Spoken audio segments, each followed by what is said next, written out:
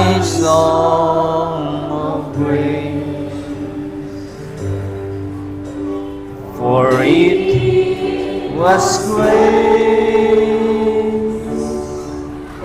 that brought me liberty.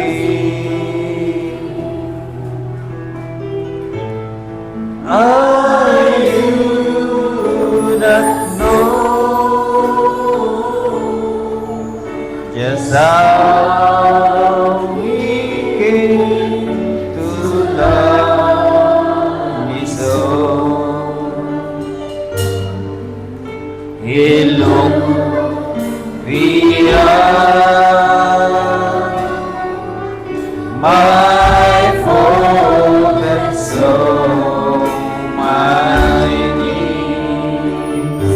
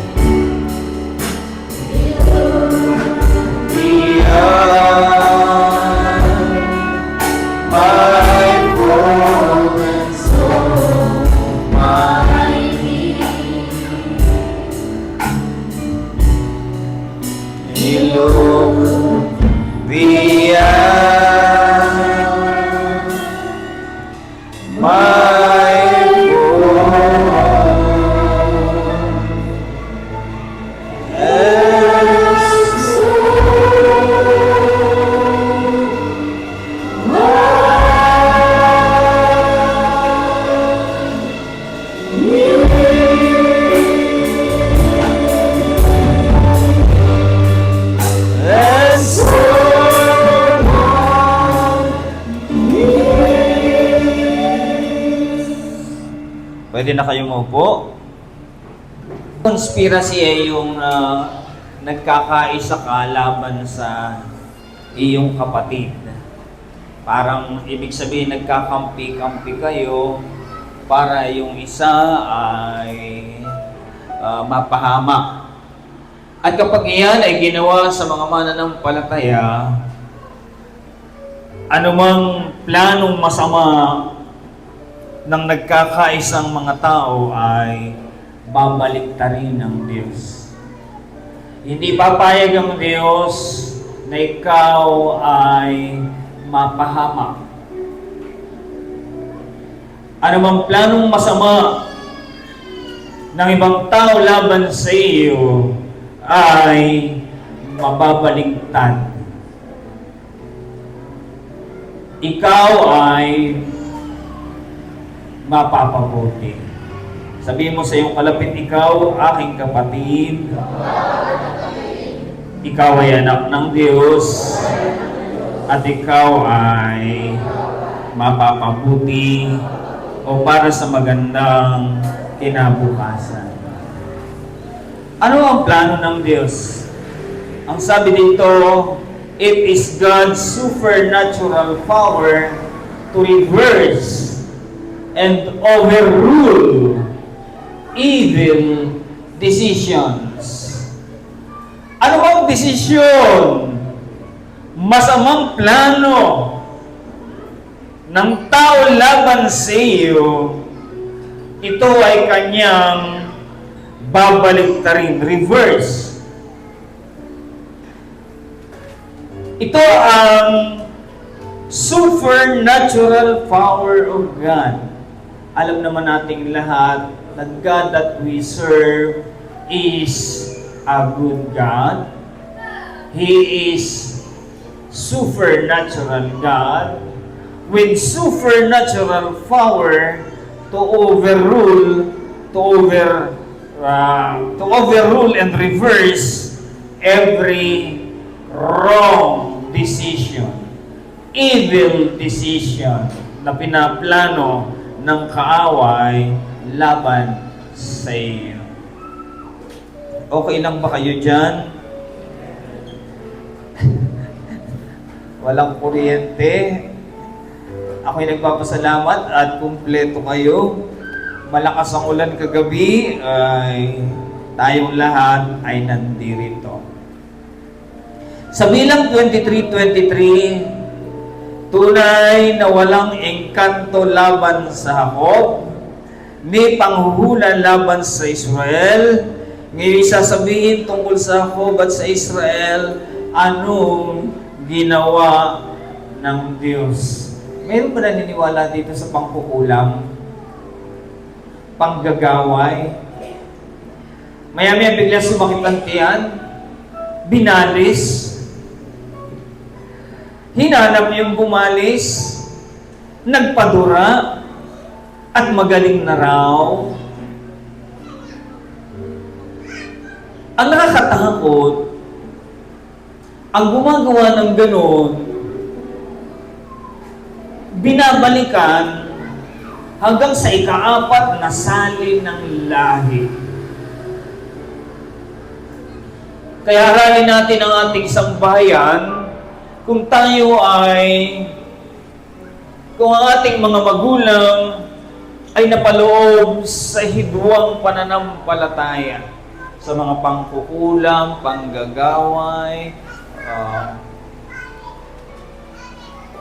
May isa kaming napag-usapang mag-asawa. Ang ating gabi ay gagala-gala sa lugar ng batingan.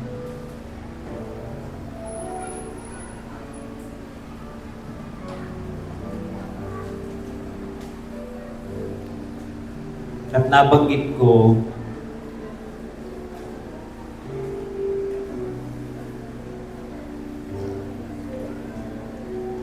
ang kanyang mga magulang ay dumaan sa hidwang pananampalataya. Kaya apektado hanggang sa ika-4 na sali ng lahi. Kaya salamat at natama ang ating pananampalataya. Sapagkat kawawa ang ating sambahayan pag tayo'y pumasok sa hidwang pananampalataya, sa maling pagsamba, sa mga mangkukulam at mga manggagaway. At kung ikaw ay hindi naniniwala dyan, walang anumang sumpa, walang anumang engkanto, anumang panghuhula ang iyong mararanasan sapagkat ikaw ay anak ng Diyos. Ikaw o Jacob, ikaw o Israel, walang plano ang kaaway na mananaig laban sa iyo sapagkat ang iyong Diyos, hindi Kanya hahayaan na ikaw ay mapahamak. Purihin natin ang Panginoon. Hallelujah. Kaya sa Isaiah chapter 54, verse 15, narito sila'y magkakapisan, ngunit hindi sa pamamagitan ko. Sino mang magpipisan laban sa iyo ay mabubuwal dahil sa iyo. Kailanman ang Diyos ay hindi mag-uutos sa isang sambahayan na mag-isip ng ikapapahamak sa kanyang bayang Israel. Walang sino mang sambahayan ng uutusan ng Diyos na sumpain ang sino man sa lugar na ito. Sapagkat kung mag-uutos ng Diyos ay walang iba kung hindi basbasan mo ang aking bayan. Manghula ka. Magandang hula ang ihuhula mo sa kanya. Iyan ang plano ng Diyos sa kanyang bayang Israel. At sino mang huhula ng masama laban sa iyo, siya ang mapapahamak. Ikaw ay mapapabuti. Purihin natin ang Panginoon. Sino ang magpipisan laban sa iyo ay mabubuhal. Kaya pagmasdan nyo o pakinggan nyo ang binabanggit na inyong mga labi at ng inyong mga bibig. Sapagkat kung mapansin ninyo na kayo'y nagkakasundo laban sa sino mga ating mga kapatid, hindi yan sa Diyos. Yan ay malinghaka ninyo at yung malinghakang yan ay dapat agad-agad masupil. Genesis chapter 37 verse 18. At kanilang natanawan sa malayo, at bago nakalapit sa kanila, ay nagbanta sila laban sa kanya na siya ay patayin. Sino itong dumarating na nang makita ng kanyang mga kapatid sa malayo, ay nag-isip kagad sila, siya ay ating patayin. Ito ay walang iba, kundi si Jose, na sabi, si Jose daw ay mapanaginipin. Na lagi ang panaginip ni Jose ay patungkol sa pagpapala sa kanya ng Diyos.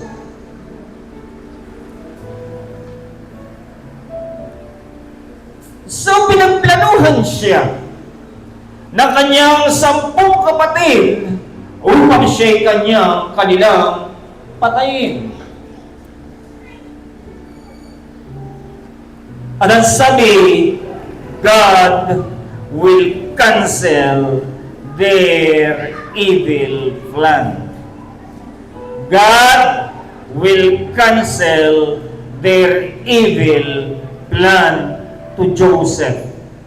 Sapagkat si Jose ay isang lalaking masunurin sa Diyos. At hindi papayag ang Diyos na ang kanyang anak ay mapahamak. In Genesis chapter 37 verse 19, nagsang-usapan nga sila. Ibig sabihin, nagkakaisa yung magkakapatid. Sa Sambahayan ito, magkakapatid. At sambahayan din ang kanyang nais o pinagplanuhan na gawa ng masama. At ang sabi dito ng mga magkakapatid nito, narito dumarating itong mapanaginipin. Ang sabi ng Panginoon, God will stand on your behalf. Ang Diyos ay tatayo para sa iyo. God will fight your battle for you. Ang iyong pakikipagbaka, ang Diyos ang makikipagbaka para sa iyo. Sa Efeso chapter 3 verse 20, ngayon, sa makapangyarihang gumawa ng lubang sagana, ng higit sa lahat ng ating inihingi o iniisip, ayon sa kapangyarihang gumagawa sa atin. Ngayon, sa makapangyarihang gumawa ng lubang sagana ng higit sa lahat ng ating inihingi o iniisip, ayon sa kapangyarihang gumagawa sa atin. Exodus chapter 1 verse 12, datapwat habang dinadalamhati nila sila, ay lalong dumadami at lalong kumakapal at kinapuotan nila ang mga anak ni Israel. Habang dinadalamhati. Maaaring sa ilan isipin, di ba naman nangyayari naman mga plano ng magkakapatid kay Jose? Di ba naman naipagpili siya sa mga Egyptyo? Naihulog siya sa balon, siya'y nabilanggo. Maraming masasama na nangyayari kay Jose. Maring sa ilang nagtagumpay na yung magkakapatid. Subalit hindi. Hindi. Sila'y hindi nagtagumpay. Bagamat dumadami ang kadalamhatian na na-experience ni Jose, pero hindi yan nangangahulugan na si Jose ay defeated. Na si Jose ay nagiging talunan. Na si Jose ay tumatalabang sumpa sa kanya. Hindi. Sa aklat ng Genesis 37:19, at nagsag-usapan na rito dumarating itong mapanaginipin, verse 20, hali kayo ngayon, siya'y ating patayin, at siya'y ating itapon sa mga balon, at ating sasabihin, sinakmal siya ng isang masamang hayop, at ating makikita kung anong mangyayari sa kanyang mga panaginip. Ito ang ginawa nila. Pinagplanuhan nila si Jose na patayin. At ang totoo nito, ang ginawa nila, pumatay sila ng isang hayop at yung damit ni Jacob ay nilagyan ng maraming dugo. Hindi nangyari yung plano yun kasi may isang nagsalita, huwag nating patayin o wag ang dugo ay wag mano sa ating mga kamay, ayan ang balon, ihulog na lamang natin siya.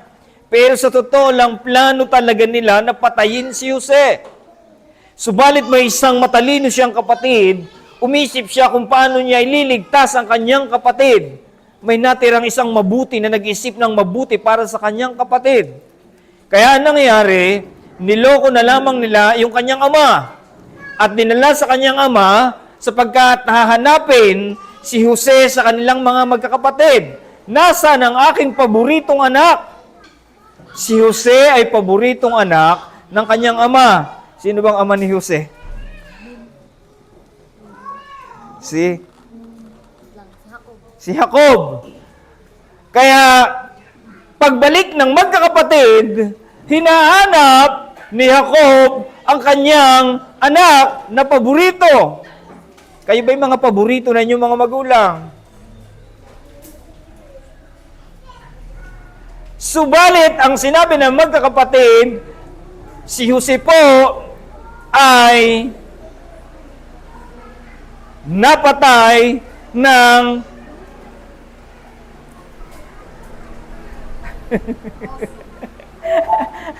si Jose ay napatay ng oso. Kaya naman, nag-umiyak si Jacob. At si Jacob ay paniwalang paniwala na si Jose ay patay na. For so long, Jacob believed that Joseph was already dead. Pero ang plano ng Diyos kay Jose ay nagpatuloy. Isaiah 43 verse 19, narito ako'y gagawa ng bagong bagay. Ngayon yao'y lalabas, hindi ba ganinyo nalalaman yon? Gagawa rin ako ng daan sa lupang masukal at mga ilog sa ilang. Minsan, dumadaan tayo sa ilang. Ano ba yung ilang, Brother Hiner? Iyan yung kapagsubukan ng buhay. Iyan yung lupang masukal. Katulad ni Jose, dumaan siya sa lupang masukal. Dumaan siya sa ilang. Subalit, ang Panginoon ay gumawa ng bagong bagay at si Jose ay kanyang sinamahan sa lumang masukal at sa mga ilog sa ilang. Purihin natin ang Panginoon. In a season, dumaan sa season of dryness. Ayan. Season of sickness. Season of loneliness. Wala ka nang kasama sa kulungan, di ba?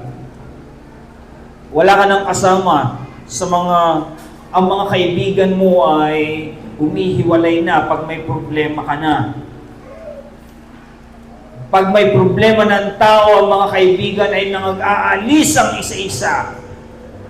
Kaibigan ko pa ba kayo? Tanungin mo nga ngayong kalapit, kaibigan ko pa ba kayo? Anong sagot ng kalapit mo? Kaibigan mo ka pa ba ni... magkaibigan pa ba kayo? Ay, oo daw, sabi ni Ram at ni Samuel. Kayo, magkaibigan pa ba kayo? Kayong dalawa, magkaibigan pa ba kayo? Lalo na sa mga mag-asawa. Kitang-kita. Pag nagkaroon ng kaunting problema, biglang naghihiwalay. At nag-iisip! Ayan. Pagka may problemang ganon, mabuti pa, tumahimik na lang pala tayo.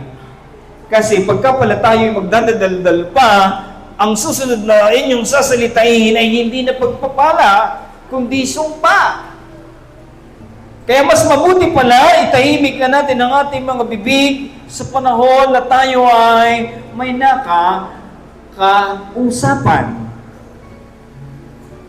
Sapagkat kapag ang tao'y galit, ang susunod na salita niyan ay bunga ng pagkagalit. Sumpahin na nakit sa manang loob. Salamat sa Diyos. Sabihin natin lahat, salamat sa Diyos. Sapagkat siya'y gumagawa ng paraan at ako'y kanyang sinasamahan sa panahon ng kapagsubukan sa aking buhay. Purihin natin ang Panginoon. Hallelujah. Isaiah 40 verse 29. Siya'y nagbibigay ng lakas sa mahina at ang walang kapangyarihan ay pinananaganan niya sa kalakasan. Lahat ba kayo nakaranas na ng panghihina? Spiritually, ayoko ng sumimba. Physically, ayaw. Pero ang sinasabi dito ng Diyos, siya'y nagbibigay ng lakas sa mahina. Kaya lagi nating sinasabi, kapag kayo ay mahina, ang sinasabi natin, I am. Kapag mahirap, I am. Sapagkat ang Diyos Diyos ay nagbibigay ng lakas sa mahihina. At siya ay nagbibigay ng kapangyarihan sa mga nawawala ng kalakasan. Ang ganda ng plano ng Diyos sa mga mananampalataya. Sabihin niyong lahat, ang ganda ng plano ng Diyos sa mga mananampalataya. Ang ganda ng plano ng Diyos sa mga Maranatha. Ang ganda ng plano ng Diyos sa iyo. Sabihin mo, baka nakakalimot. Ang ganda ng plano ng Diyos sa iyo. Totoo yun. Paniwalaan ninyo. Kung kayo may nasa panahon ng kahinaan, ng masukal na daan, ng lupang, bagkus ninyong paniwalaan na ang Diyos ay mabuti. Sa mga tapat, siyempre. Ang problema kasi, hanap ng katapatan sa Diyos, ay kapatid, ay tayo na may nakalilimot. Alam naman nating lahat, ang Panginoon ay gaganti ng mabuti sa lahat ng ginagawa nating kabutihan. Ang pinakamagandang usap doon ay, we cannot outgive God. Sabi niyo ang lahat, we cannot outgive God. Brother, ano ibig sabihin ng susing yun? Hindi natin malalampasan sa pagbibigay ang Diyos. Kapag nagbigay ka ng kaunti, magbibigay ang Diyos sa iyo ng marami at ng sagana. Sabi nga niya ang pananampalataya, di naman kailangan napakalaki para mo mapakilos ang Diyos. Alam niya, kilala niya tayong lahat. At hindi siya nag-expect ng napakataas at napakalaking pananampalataya mo. Ang sabi niya, magkaroon ka lang ng pananampalataya, sinlaki ng butil ng mustasa. Masasabi mo sa bundok ng kahirapan, umalis ka dito, pumarong ka sa dagat, at ang bundok na yan ay tiyak tatalima sa iyo kung ikaw ay sumasampalataya. Purihin natin ang Panginoon. Kaya huwag niyong kakalimutan ng Diyos. Huwag ninyong kakalimutan ang Diyos. Maging bahagi ang Diyos ng inyong pang-araw-araw na buhay. Huwag niyo kakalimutan ang Diyos sa inyong pang-araw-araw na pamumuhay. Hindi lamang araw ng linggo may Diyos. Hindi lang araw ng Biyernes may Diyos. Araw-araw ng ating buhay, alalahanin natin ang Diyos. Sabi nga sa Susi, last Sunday, I can walk with Jesus every day. Sabihin niyo ang lahat. I can walk with Jesus every day. Malakas. I can walk with Jesus every day. You need to walk with Jesus every day. Why? Hindi mo alam kung kailan darating ang masama.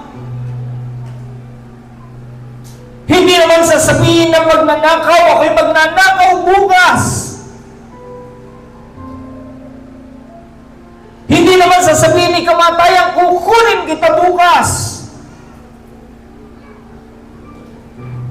So we must be ready every day. We must walk with Jesus every day. Kaya sa panahon ng kapagsubukan sa buhay, ang nababanggit ni Sister Corinne ay sila'y tinatawagan ng pastor, pastor. At sila'y kanilang pinagbubulay-bulay. Anak, baka mayroon ka pang unsettled issue of life. Settle the issue.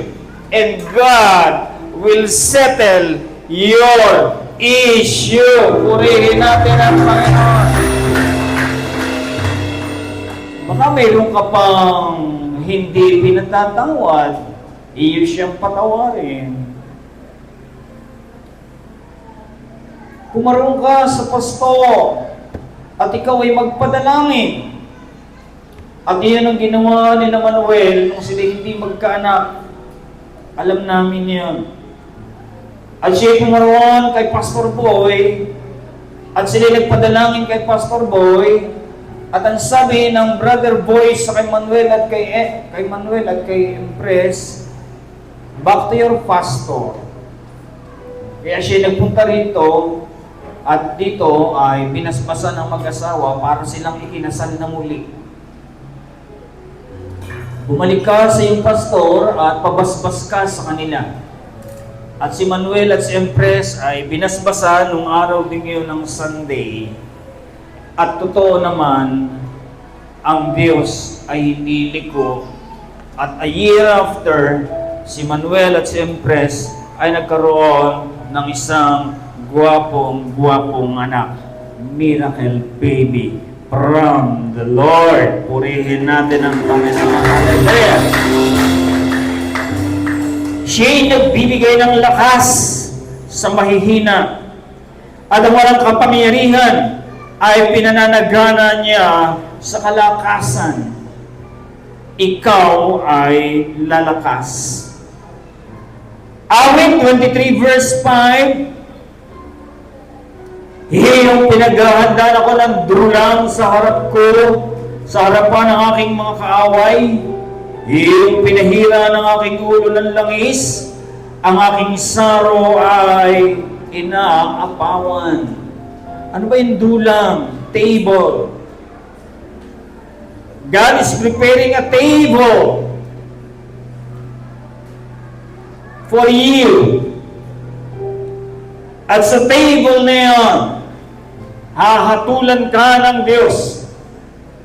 At sasabihin ng Panginoon sa iyo, ikaw ay magtatagumpay. At sasabihin ng Diyos sa iyong kaway, sad to say, binabaligtad ko ang hatol na iyong inihahatol sa iyong kapatid. Buhay na buhay yun kay Mardukay. Kung paano ipinaghanda ng bitayan. Ang naghanda ng bitayan ay siyang napitay. God will override, will overturn your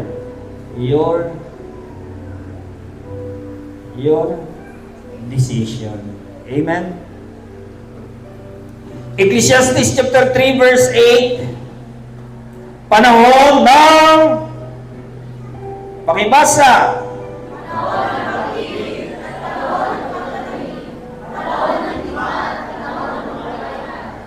Mga kapatid, sa Ecclesiastes chapter 3 verse 8, binabanggit niya dito iba't ibang uri ng panahon. May panahon ng pag-ibig, panahon ng pagtatanim, panahon ng digma, panahon ng kapayapaan. Ano kaya ang magandang itanim? Kung kayo'y magtatanim, binabanggit ng aking asawa kanina, sabi niyo, mustasa, mangga, ano pa, ubas. Kung kayo'y magtatanim, ano ang inyong itatanim?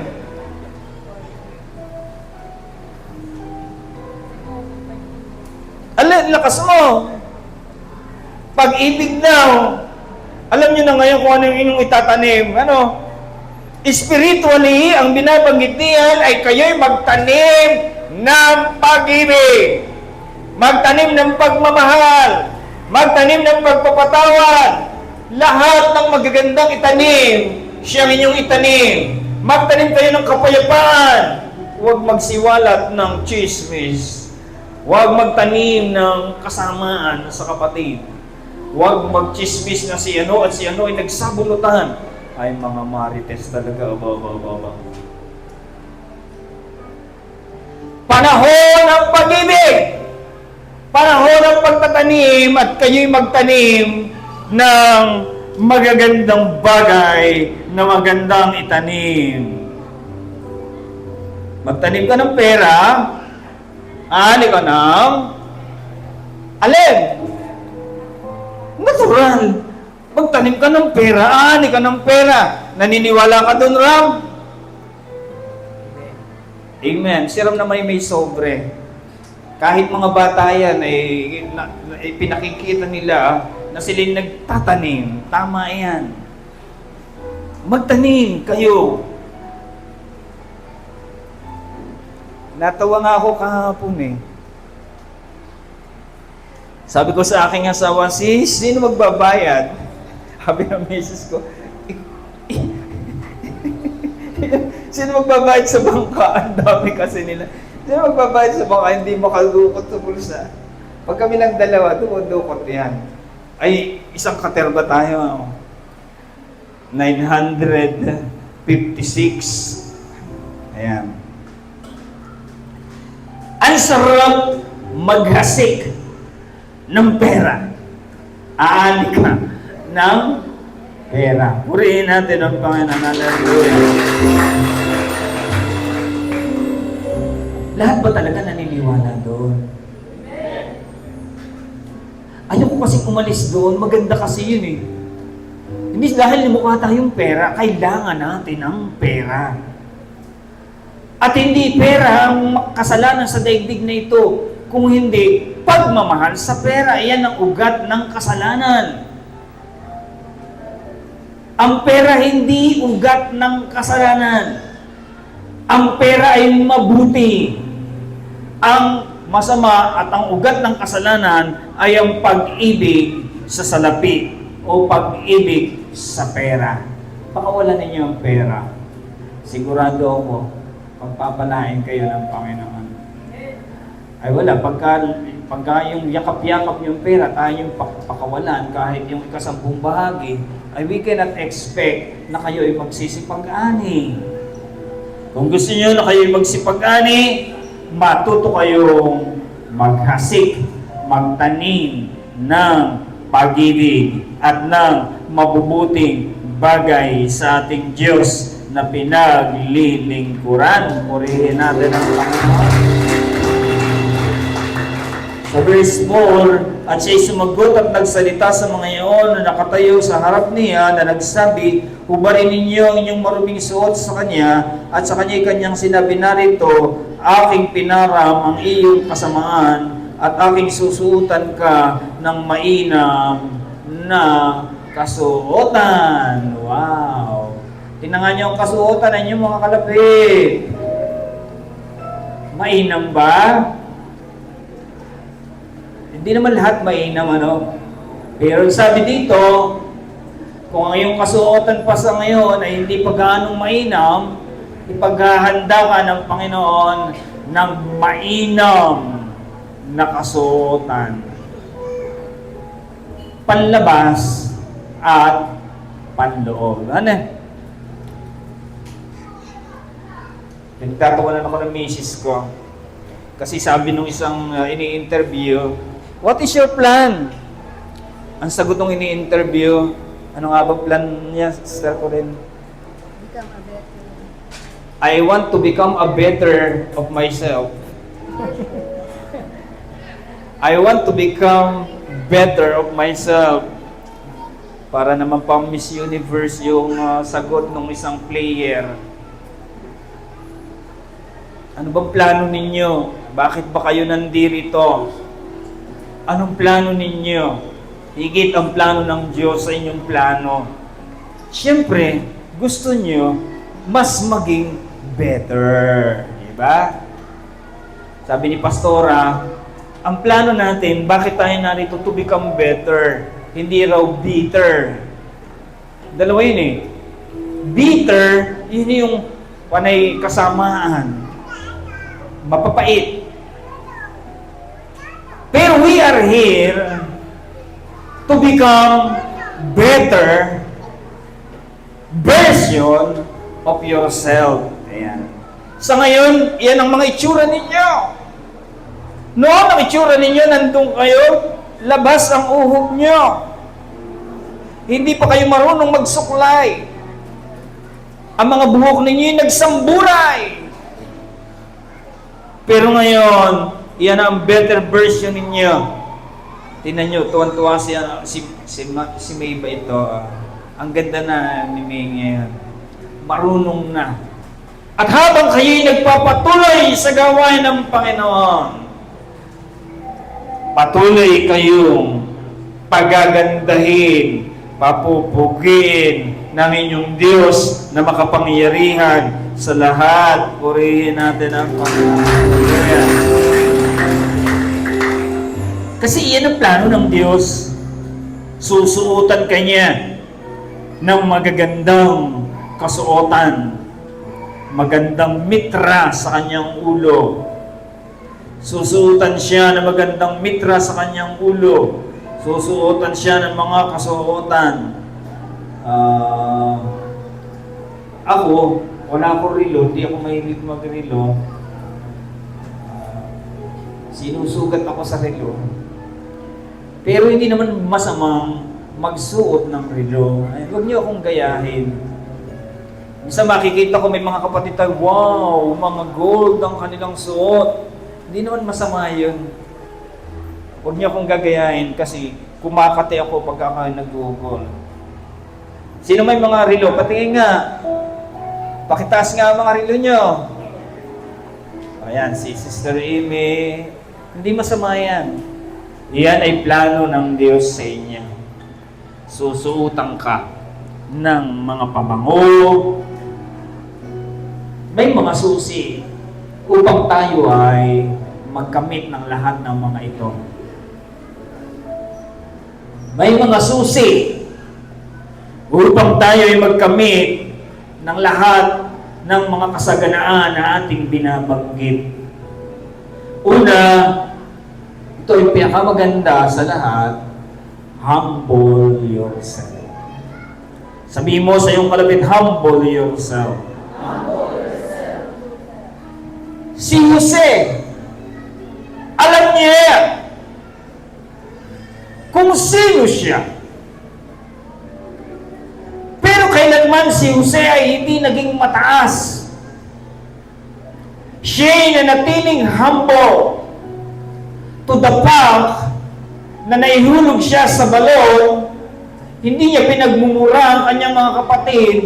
Hindi siya nagsalita ng anumang kasamaan, bagamat alam niya na may plano ang Diyos sa kanya. Ano ang ginawa niya? He trusts God's timing. Siya'y naniwala sa plano, sa oras ng Diyos. Hindi siya nagmataas. Hindi siya nagsalita ng anumang kataasan sa kanyang mga kapatid.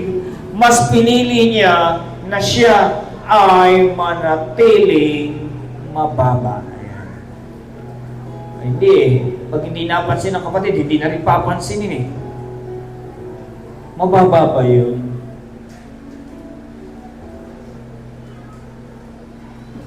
Joseph decided to remain humble even in his darkest hour. Second, Joseph kept using his gift.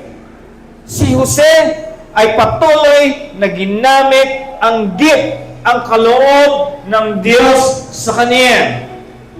Kayo ba may kaloob ang Diyos? Magbuli-bulay nga kayo. Ano kayang kaloob sa akin ng Diyos? Siyempre, sasabihin nila, upang umawit sa Panginoon, upang mag-video. Wala namang kaloob na upang maupo. Mayroon ba?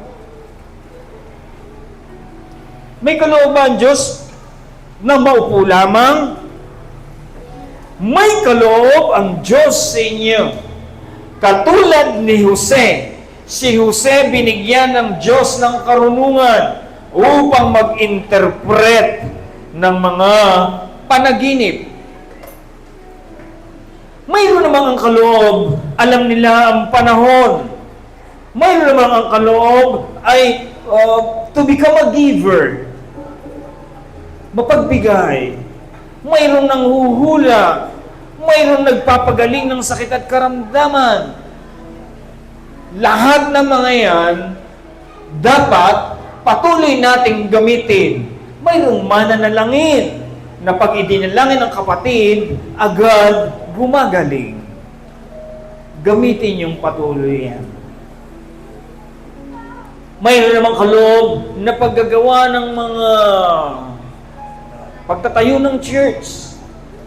Gamitin nyo yan. At ibahagi rin ninyo yan sa gawain ng Panginoon. Huwag ninyong sasarilinin. Gamitin ninyo lalo sa ikaluluwalhati ng ating Diyos na makapangyarihan sa lahat. Sapagkat si Jose, sa paggamit niya ng kanyang kaloob, dito siya itinawid ng Diyos. Sa Kawikaan 18 verse 16, pakibasa ng lahat.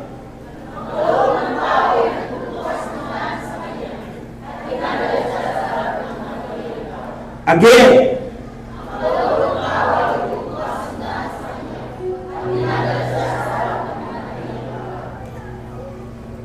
Ang kaloob na yan ay magbibigay ng daan upang ikaw ay makilala, upang ikaw ay ipakilala sa harap ng mga dakilang tao. Sa DepEd, ano bang kaloob ang aking ginamit? Bakit ba ako nakarating sa ganitong posisyon? Nanalangin lang ako isang beses, nagustuhan akong manalangin nung lagi na lang ako nailalagay sa program. Iba raw ang aking panalangin. Wala naman akong makitang kaibahan. Regular lang naman, parehas lang. Pero pag ginamit mo kasi ang kaloob na yan, iyan ang magbibigay daan upang ikaw ay makilala ng maraming tao. Huwag TikTok kasi pag TikTok ka kanyang gagamitin, nakilala ka sa TikTok, ay ano naman pakinabang sa TikTok?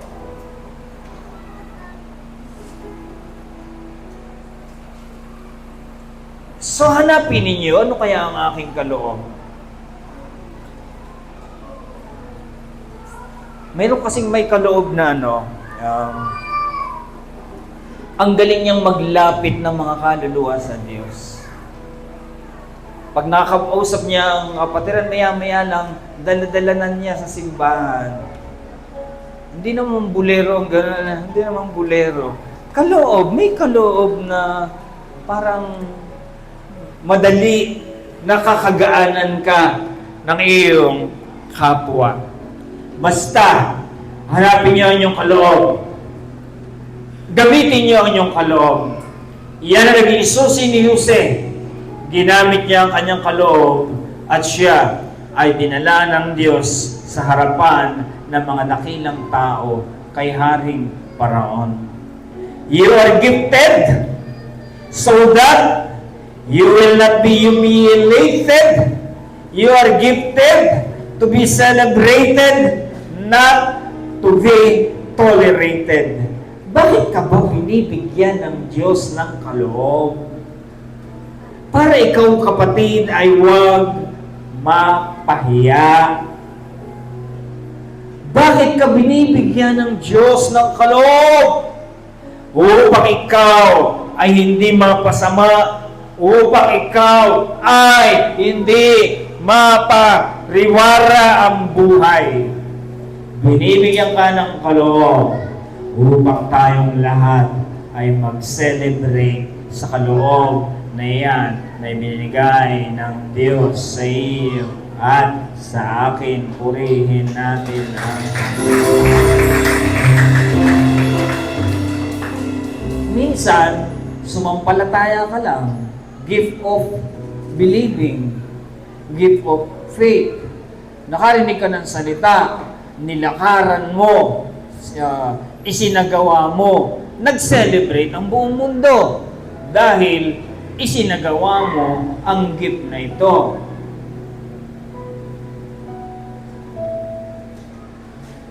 Kasi sa salita ng Diyos may kapangyarihan. Amen? Let there be, and there was. Magkaroon at nagkaroon. Nakarinig ka. Ngayon taon 2026, may magkakabay. Naniwala ka. 2026, nagkabahay ka. Wala ka pang ginagawa, naniwala ka lang. Nangyari na sa iyo. Ngayon 2026, magkakasasakyan. Nagkasasakyan. O nag-celebrate tayo. Kaya si Israel magsasalita dahil may celebration tayo. Gusto niyo ba siyang magsalita? Yes. O, naniwala lang siya. The violent man take the kingdom by force. O, may pinaplano siya. Yun pala yun. Kaya sabi niya, yung mga mararahas, sila yung magkakamit ng mga pinapangaral sa inyong kalagitnaan. Hindi gagamitin niya yun kung ano mang plano. Ay di yung bayad roon, makukuha na roon. Wala siyang babayaran. Nakangalang siya. May sasakyan siya. Di ba? Naniwala lang siya. Ganun ba? O sige. Isra, magsalita ka na.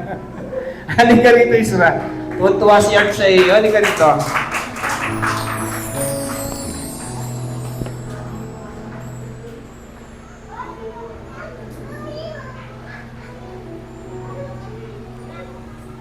Pray po natin. Napasalamat po ako sa Panginoon dahil isa pong paboryong pagkakataon na magkaroon po ng sasakyan sa unang nga po. Nang nasa darakan po ako, dahil i-share ko lang po. Sabi po sa akin ng Tigpit, kumuha tayo ng L300.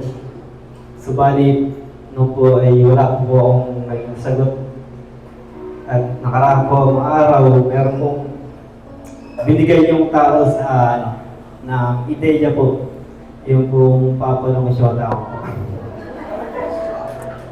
Nung meron po kasi silang L300, meron pong mga sumasakay doon na mga isda po. Ay minsan daw po, hindi po kaasya. Ay kulang daw po yung sasakyan. Ayun, nagkaroon po ng idea, concept na bumuo po ng isang sasakyan. At ayun po, nilakaran po namin. Noong una po, ang pinuntahan po namin yung Poton. Nag-apply po kami doon, nagpasa po kami ng requirements, and then po,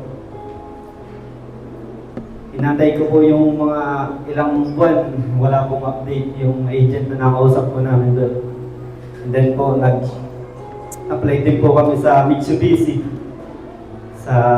dun sa may QC. Ayun, na-approve naman po, kaso meron po siyang down na 300,000. Ay wala naman po kami sapat na ganun. Ang habol po namin yung zero down payment po.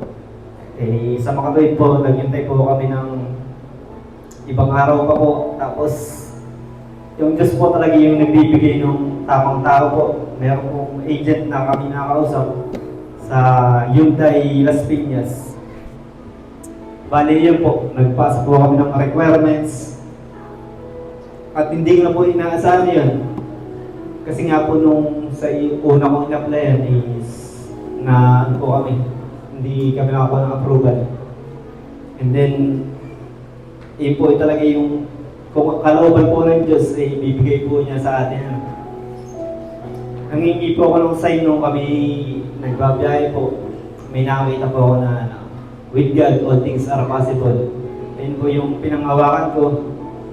nagpasa po ako ng requirements, inantay ko lang po, and then isang araw po, sabi sa akin yung agent, kung kinabukasan daw po, pwede na daw po ilabas yung ano.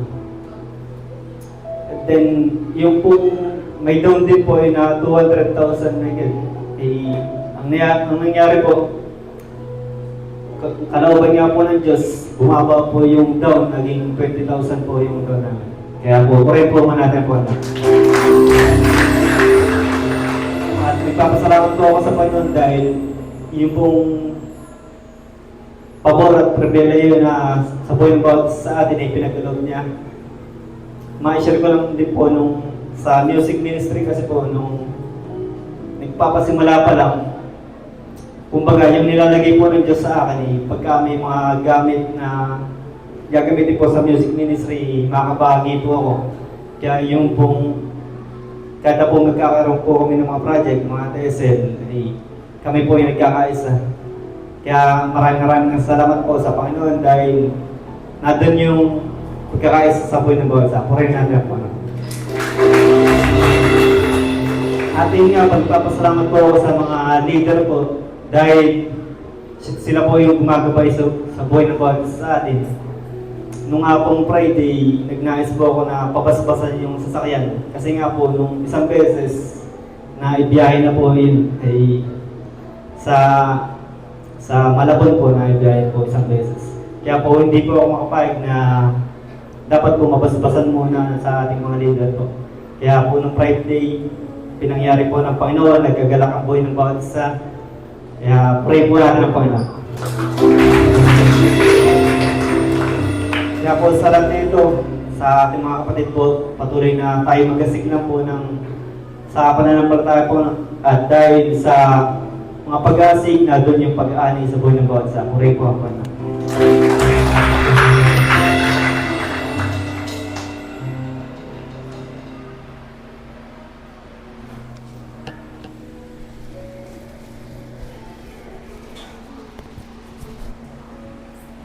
Ayan. Kaya tama-tama yan. Kaya you are gifted so that you will not be humiliated. You are gifted to be celebrated, not tolerated. Ngayon, si Israel lang ba? Hindi. Papayag ba kayo na si Israel lang ang pagpalain ng Panginoon? Parang sa moron eh. Papayag ba kayo na si Israel lang ang pagpalain ng Panginoon? Paano nga ba kayo pagpapalay? Kasama ba kayo sa pagpapalay ng Panginoon? Yan. Joseph kept using his gift. Ayan. Ginamit ni Israel yung gift na manguna sa pag-iisip ng mga instrumento na magpupuri sa Diyos. Ayan. Hindi na pastor ang nahihirapan, bumili kayo nito. Sila na mismo yung gumagawa ng paraan para higit na maluwalhati ang Panginoon. Sabi ko, di ko alam kung si Aser o si Jepti. Ako, Jep, paano ba yung TV dito ay makakasabay yung TV doon nang walang nag-aayos? Sabi niya, Tito, bibili lang tayo ng ano doon. Sabi ko, sige, pwede bang ikaw na mag-intindi at dumadami na ang puti ng aking buhok? Sabi, sige, Tito. Kahapon, nakalagay na pala dyan. Nabili na pala ni na Isra. Kaya yun, nakaano na sa likod yung TV natin. At sabi ng aking asawa, paano pag ginamit yun? Wala silang TV. Ay di, bibili uli ng TV yan. Kasi isang dahilan, ba't hindi makapwesto rito yung mga awit? Paano pag nalimutan nila ang awit? Ay di, mapapahiya sila. Ay dahil mayroon na siyang nababasa, hindi na sila mapapahiya. Makakaawit na sila ng tamang awit. Purihin natin ang Panginoon.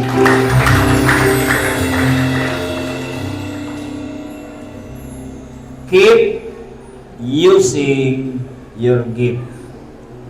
Sabi mo sa iyong kalapit, keep using your gift. Patuloy mong gamitin ang kaloob ng Diyos sa iyo. Minsan nga naiisip ko, sabi ko, may edad na si Brother Ray. May edad na si Brother Herving. Hindi ko na sila mai-assign.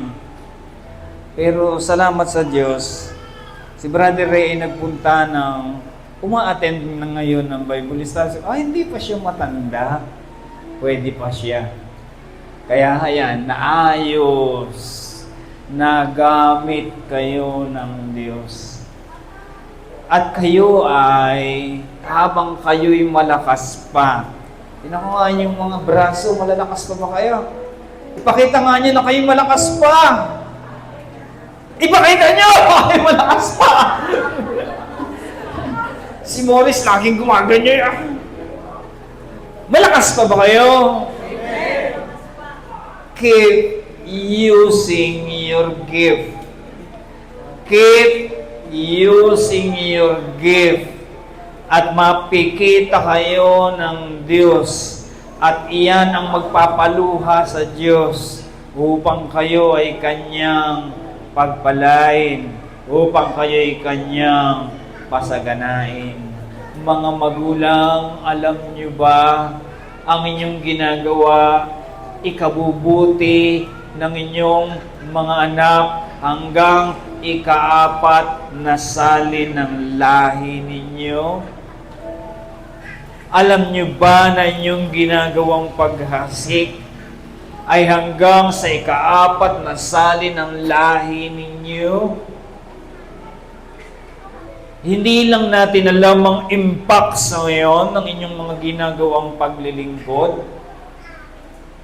Pero masasabi ko, impact na rin ito ng ginawa ni Sister Oria at ng Tatay Luming na ang kanyang mga anak, ang kanyang mga apo, kitang-kita ang kabutihan ng Diyos ay kanyang pinasa sagana.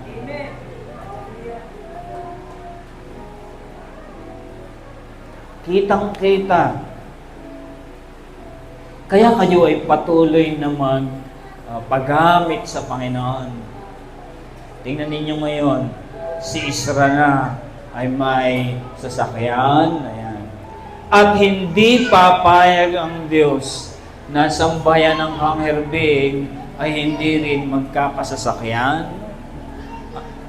Sambayan ba ni Minnie kulang pa na? Hindi pa pwedeng magkasasakyan.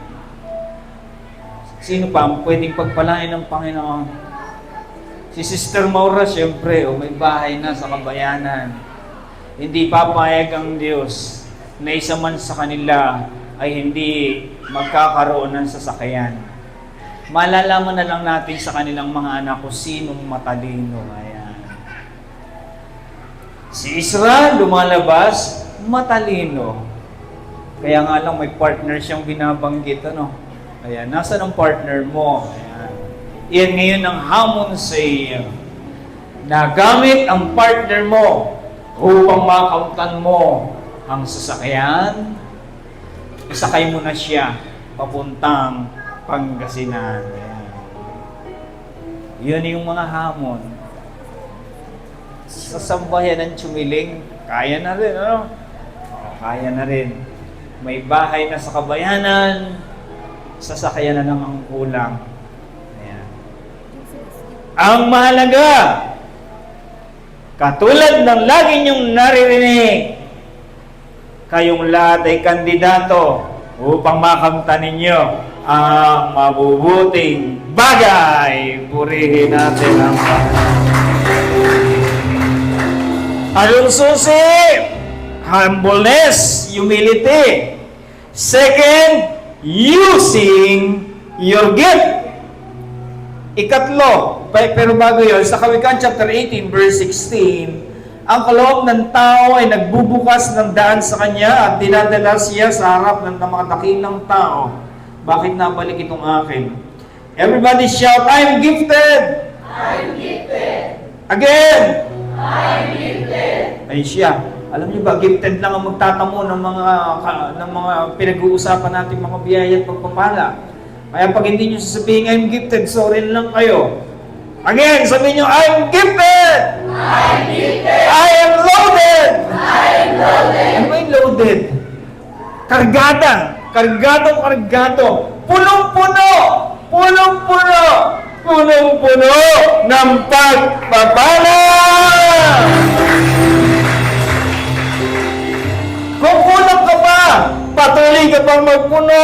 Ang pagpapala nasa lugar na ito.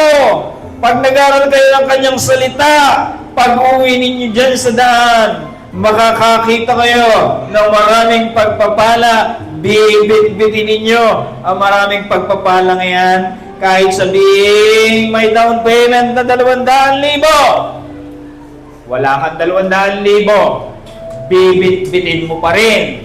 Dahil ikaw ay gifted. Dahil ikaw ay loaded ng kabutihan ng Panginoon.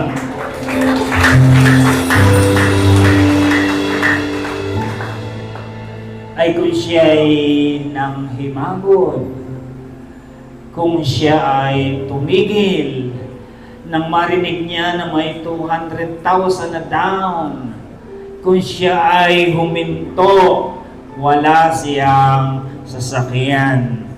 But Israel kept dreaming. Joseph kept dreaming. Ilipat mo na ang slide. Joseph kept dreaming. Kayo, patuloy ba kayong, ano ba yung dream? Iba yung nananaginip sa nangangarap, ha? Ang nananaginip, yun yung tulog. Ang nangangarap, ang nangangarap, gising ka, iniisip mo pa, patuloy kang nag-iisip ng mabuti. Bagamat may marinig kang masamang balita, hindi ka napahihinto ng masamang balita. Talaga din naman na nangyari kay Jose. Paano yung masama? Isinilid sa, inihulog sa hukay, ipinagbili, ibinilanggo. Lahat ng mga yan ay nangyayari sa kanya. But Joseph kept dreaming that God, one day, God will bless Joseph. Purihin natin ang Panginoon. So, patuloy kang mangarap. Sabihin mo sa iyong kapit, patuloy kang mangarap. Sa kabila, patuloy kang mangarap. Huwag kang titigil na mangarap. Huwag kang titigil, ha? Lahat ng hindi mo pa nakakamit, patuloy kang mangarap ng mangarap ng mangarap ng mangarap ng mangarap. Huwag kang titigil sa iyong panaginip. Kung sabihin nila, ang taas naman ang iyong pangarap, dream bigger. Wala eh. Hindi raw naman masamang mangarap. At kung mangangarap ka raw, taas-taasan mo na ang iyong pangarap. O, hindi mangarap ka ng mas mataas. For Joseph helped others achieve their dreams. Sabihin yung lahat, Joseph help others achieve their dreams. Alam niyo ba sa inyong mga pagpapalang yan, nagiging kasagutan kayo? Katulad ni Jose, sa kanyang patuloy na paggamit ng kanyang kaloob, na pagpapala ni Jose ang kanyang nasa kapaligiran. Sa pamamagitan ng inyong mga ginagawang pagkakbang sa pananampalataya, nakakabahagi ang ilan sa inyong mga biyaya at pagpapala. Kaya hindi natin alam kung ipagagamit ni Isra tuwing Biyernes. Pinagamit niya nung Biyernes, pero hindi ko pa alam kung pagagamit niya yan tuwing Biyernes. Ating abangan ang mga susunod na kabanata. Ito'y naging kasagutan. Dahil kulang ang ating sasakyan, ayan, nagbigay ang Panginoon ng isa pang magarang sasakyan. Ito'y magiging kasagutan sa ating pangangailangan. Amen? Naalala ko yung sabi niya, ang perang kailangan mo, nasa kalapit mo. Ayan. Ang pagpapalang kailangan mo, nasa kalapit mo. Ibig sabihin noon, yung mga kalapit ninyo ay gagamitin kasagutan sa iyo, sa aking pangangailangan. Ayan. Ang report ni Romney kahapon, Tito, hindi kaya ang apat na aircon. Kailangan nating maghanap ng metrong masasaksakan ng 2 aircon para magamit. Hindi na kaya ng ating metro. Sabi ko, Ronel, magkano ang monthly payment mo sa Meralco? 1,600. May dahilan kaya nagtatanong ang Tito Hiner mo, pwede bang makisaksak ang 2 aircon at bayaran natin habang hindi pa nakapagpapakabit ng isa pang aircon? Lisa, yung bang metro mo doon ay gumagana pa? Yung bang metro yun ay pwede pang magamit sa church? Mga tanong na hindi ko alam kung sino ang magiging kasagutan. Pero sabi ng mga lalaki at babae ng Diyos, ang iyong pangangailangan nasa kalapit mo lamang. Ay kayo yung malalapit. Sino ngayon ang pagagamit sa Panginoon? Kung sino man yun, ang pagpapala ng Panginoon ay patuloy ninyong mararanasan. Dahil yan ang isang susi na ginawa ni Jose.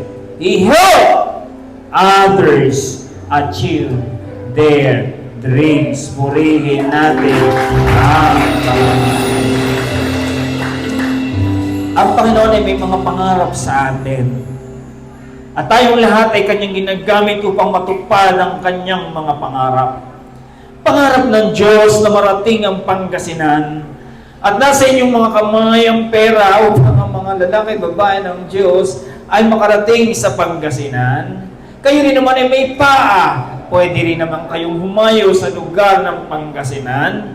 Kung kayo'y pagagamit sa Kanya, katulad ni Jose, mararanasan ninyo ang mga biyaya at pagpapala. Kayo'y magiging kasagutan sa kanila, sa pangarap ng Diyos sa kanila. Kaya sabi ko nung Friday, Isra, isakay mong lahat ng iyong sambahayan papunta ng Morong.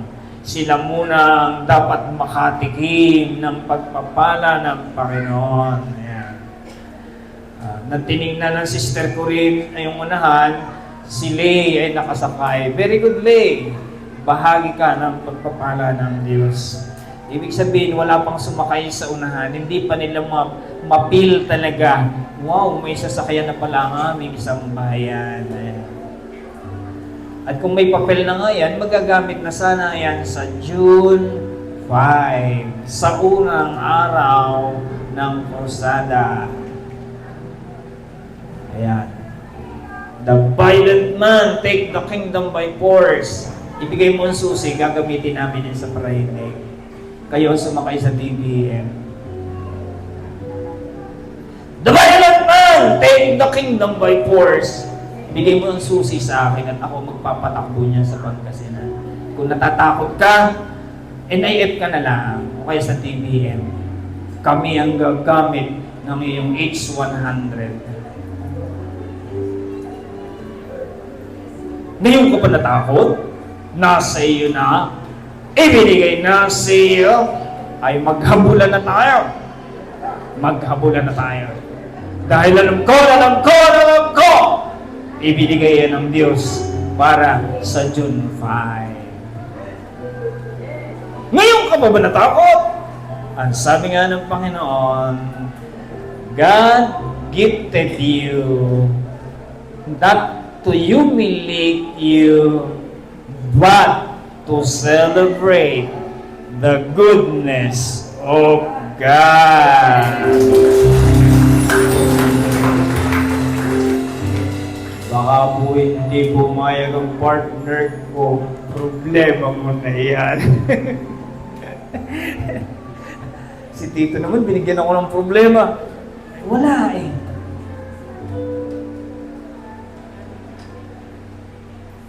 Your international helper will find you.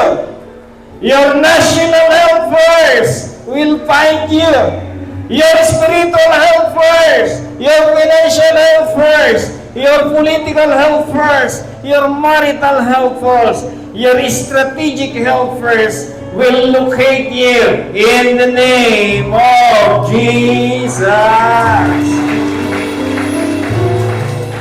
May mga lalaki at babae ang Diyos na gagamitin upang ang iyong pangarap ay masakatuparan ng Diyos.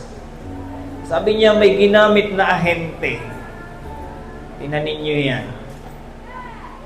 Gagamit ang Diyos maging uwak upang ikaw ay kanyang pakainin. Brother Renner, di ba ang uwak ay oo? Iyan yung uwak na inutusan ni Noah to check kung may kati na ang kalsada. Hindi na siya bumalik. Yun yung uwak.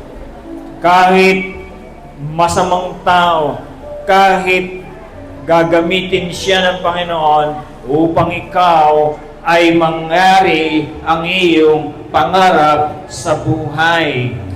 Hahanapin ka ng mga helpers na yan. Helpers sa ibang bansa, helpers sa ating bansa, lahat ng helpers, hahanapin ka upang ang iyong pangarap ay maisakatuparan ng Panginoon. Hallelujah. Naniniwala ba kayo?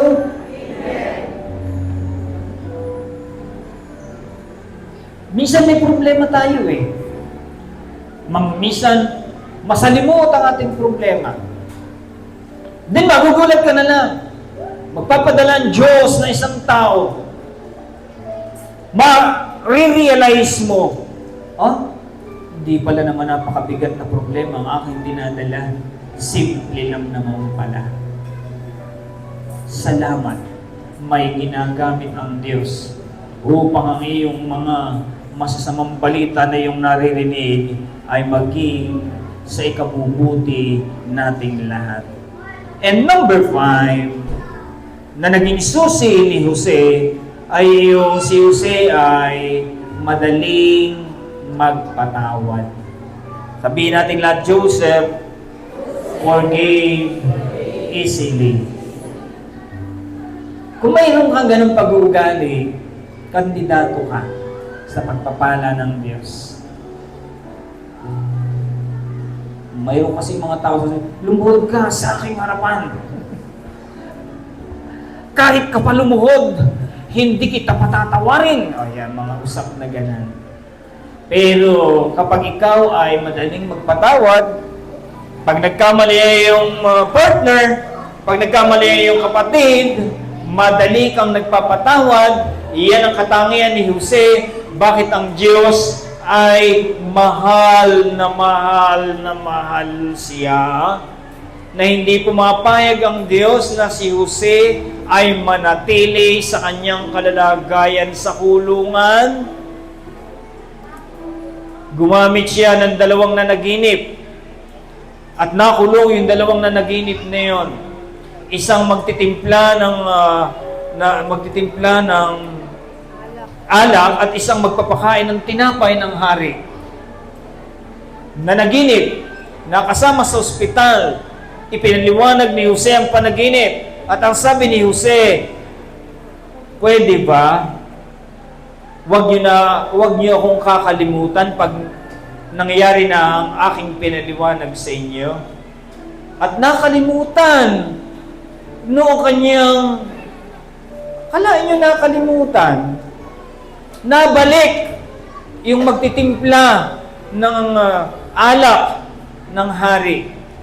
Kaya nga lang, nakalimutan niya ang Jose na ito na nasa kulungan. Salamat na lamang, mismong hari na ang nakapanaginip, na hindi may paliwanag ang panaginip. At ang sabi ng lalaking ito, mayroon akong kilala, sinasamahan siya ng Diyos, nakakapagpaliwanag siya ng mga panaginip. Sino siya? Siya ay si Jose. At nang may paliwanag ni Jose ang panaginip na iyon, tunay siya ay nilagay ng Diyos sa luklukan, sa palasyo. At hanggang nang siya nasa palasyo na, hindi niya ginawa ng masama ang kanyang mga kapatid. Naroon ang kanyang mga kapatid ay nakapila, bumibili ng pagkain.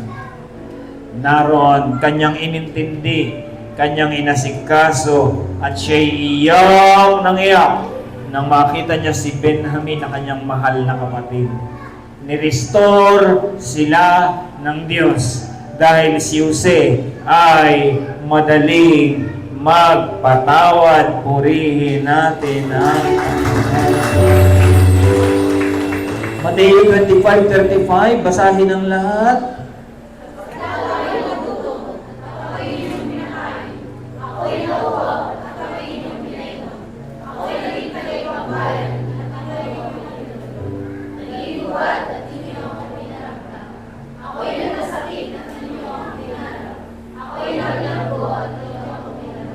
Next slide.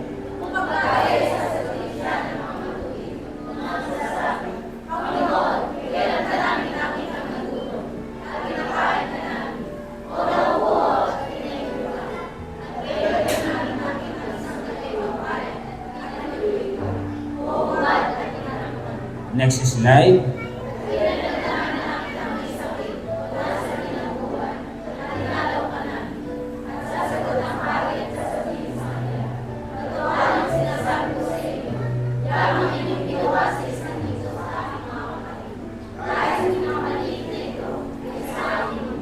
Next slide.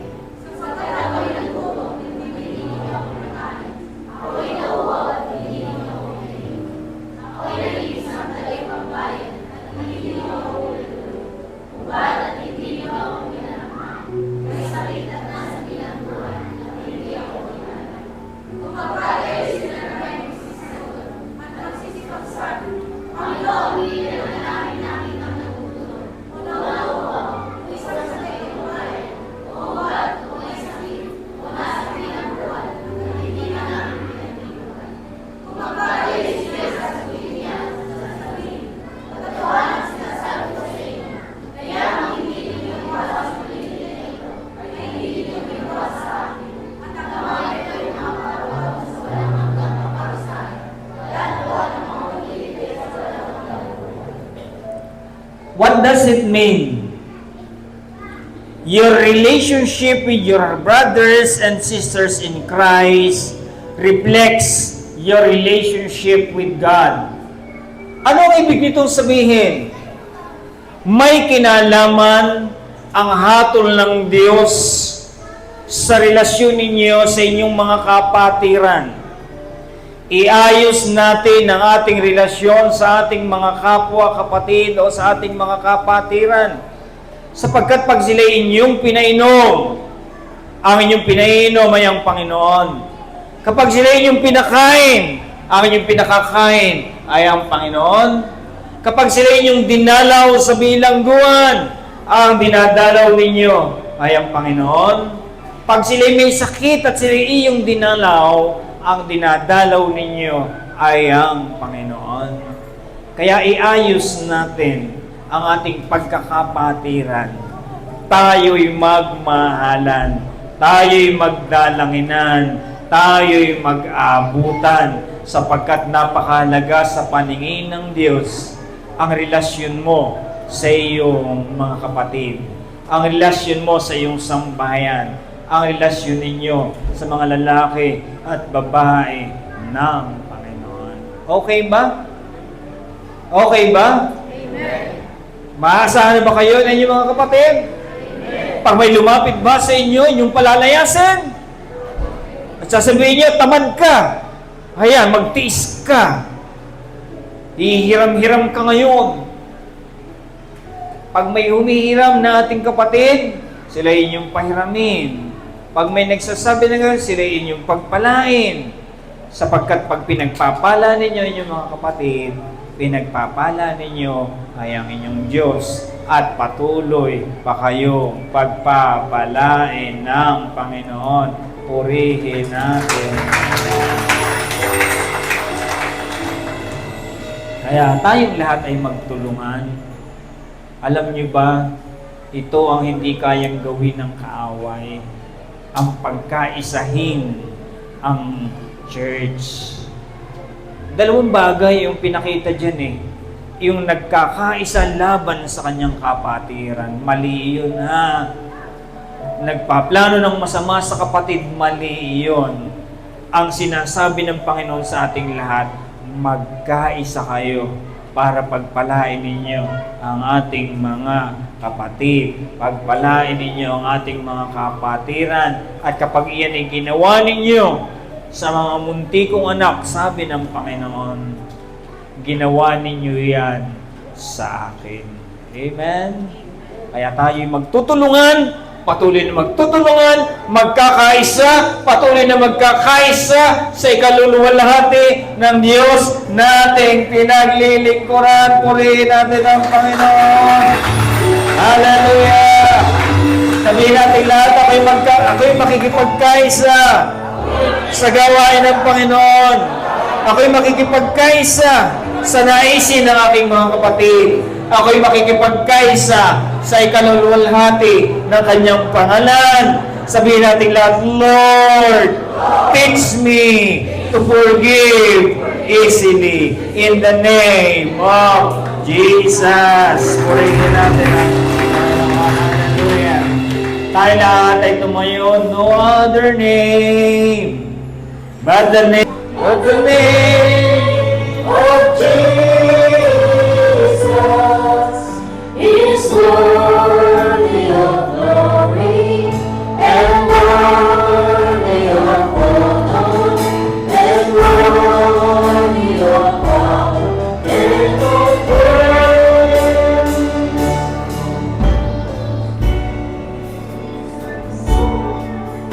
His name is Exalted far above